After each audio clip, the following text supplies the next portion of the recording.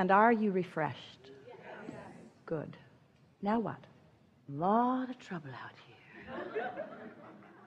I love being here. So my son is 10 years old and has autism, and he is awesome. He's awesome. He's awesome. And he's Awesometism. Totally. Totally.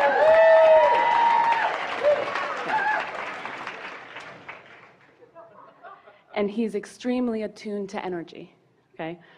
Yeah, because he, unlike most humans, has not talked himself out of that vibrational communication or understanding. Right. Yeah. Lately, I've noticed that he's been very attuned to my emotions. And actually, he always has been. Yeah. Lately, you've been more attuned to his attunement to your emotions. Yes, yes, yes. He always has been. Yeah. You are just beginning to realize it more. Yes. Yeah. Okay, well, this might change my question a little bit. I'm noticing... Well, we'll just give you the answer. Okay. So, he is a pure reflector of your emotions, since you are not really very good, like most humans, at recognizing your own emotions. So he's just reflecting them back to you in a stronger way. Yes. Yeah. So then my original question was, how do I unteach conditional happiness to him? But now my question is, how do I unteach? Well, you can't unteach anything. You just begin right now. This is really the key to this unconditional alignment that we are wanting you to reach for. Never mind how you got here, so there's nothing to There's nothing to undo. There's nothing to unlearn or unremember or unlive. None of that, because all of it led to now and all this awareness and all this asking. So it's all good. It's all good. So if you're not trying to undo anything, and you're not trying to control or hang your star on some outcome that's out here, but instead you are doing something that you can do here and now, which is notice the way you feel and adjust accordingly to feel even better, right here, right now, right here, right now, right here, right now, then you've got it. I find when I fall down the scale of emotion, the fall comes faster now. Well, it isn't faster. We know that it seems that way. It's harder. It's not a faster fall. There's more feeling in it because you are acclimating to higher frequencies. So when you're not there, you just like it a lot less than when you were hanging around there on a more regular basis. Exactly. Yeah. Nice to know. That's all a wonderful acknowledgement of the steady improvement in your vibrational frequency. Esther's taking it even to a stronger statement, and she teases us. She doesn't really like it very much when we tell on her, and we tell everything on her. But she's been saying that she's becoming a sort of vibrational snob. And the reason she doesn't want us to say it out loud is because it's hard for most people to understand what she really means by that. But what she means is she's happier, being pickier about the higher frequencies and less willing to play in the lower frequencies just to please somebody else. And it really annoys her when she finds herself there on her own. You started to say this. It's always in response to what you're observing. It's easier to get there and stay there if you don't have so many moving parts that you're considering. But the vibrations of others and your awareness of their vibrations then affects your vibration. And so that's why as you become more singularly attuned to your own frequency only, and you don't try to factor in what everybody else is feeling about everything. That's the thing that's so interesting. You're good as long as they're good. But when they're not good, then you're not good. And when you're not good, they're not good. And you're all pointing at each other about why you're not good. So as a mother, I'm looking at my son, worried about me and what I'm feeling. And then there's this thing going back and forth between us where we're worrying about each other. It's really fun to play with someone like that because he will reflect back to you on a moment by moment basis of what you've got going on, which can be helpful in wanting to tune yourself to feeling good. But don't try to adjust to what you think he needs or wants from you. He's just an amplifier, but don't try to use him as your guidance system any more than we would want any children to use their parents as their guidance system. It's what most parents want.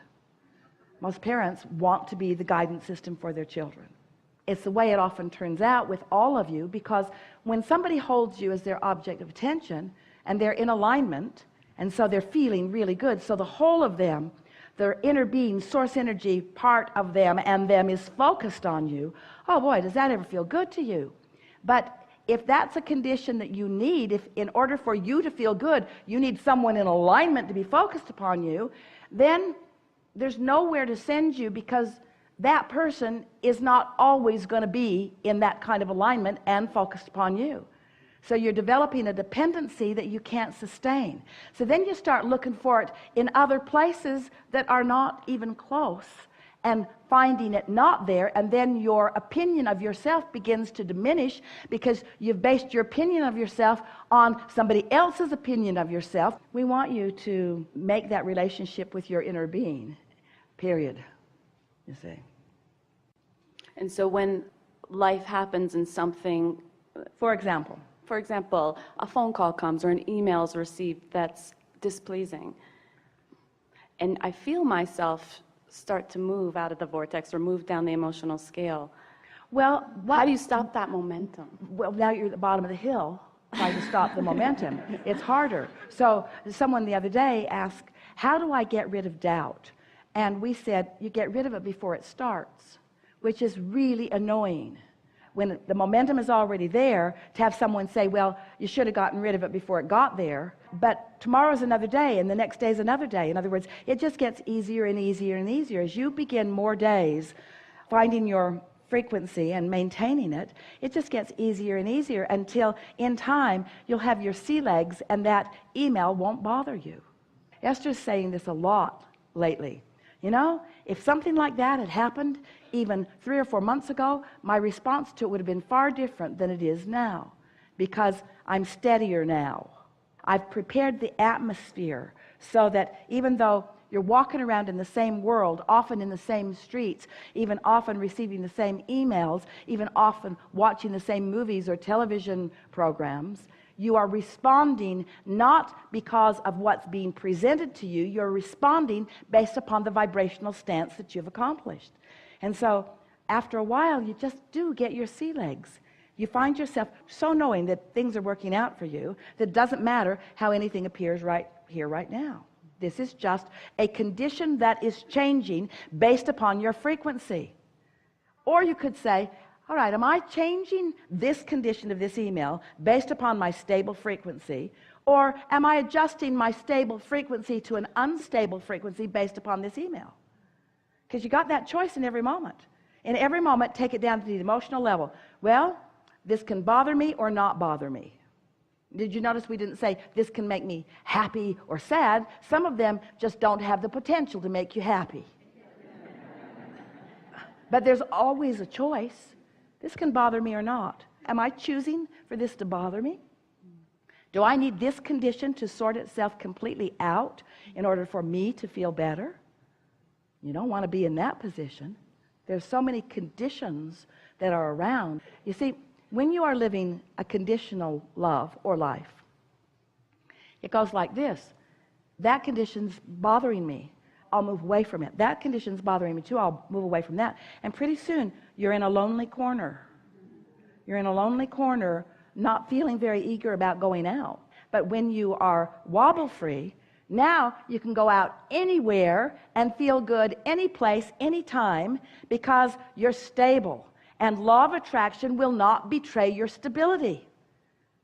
If you're stable, law of attraction's not going to trick you like the movies make it look like. Oh, the sun is shining. It's the happiest family you've ever seen. It's all sweetness and love. You can tell by the music. And then, boom, the child is stolen in the night.